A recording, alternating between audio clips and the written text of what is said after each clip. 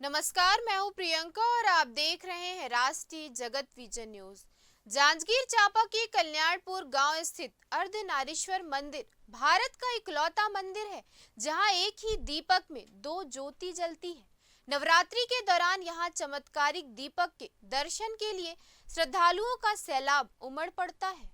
बता दें कि जांजगीर चांपा में नवरात्रि का पावन पर्व भक्ति और श्रद्धा का प्रतीक बन चुका है।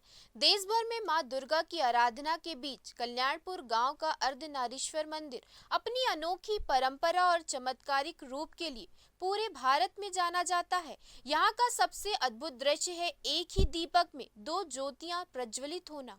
भक्त मानते हैं कि ये दो ज्योतियां भगवान शिव और माता जगदम्बा का प्रतीक है और इससे घर परिवार में सुख शांति और समृद्धि आती है।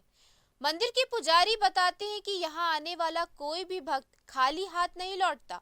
नवरात्रि के अवसर पर श्रद्धालुओं की भीड़ और भी बढ़ जाती है। आसपास के गांव और जिलों से लोग व्रत उपवास रखकर माता रानी की पूजा और दीपक के दर्शन के लिए आते हैं।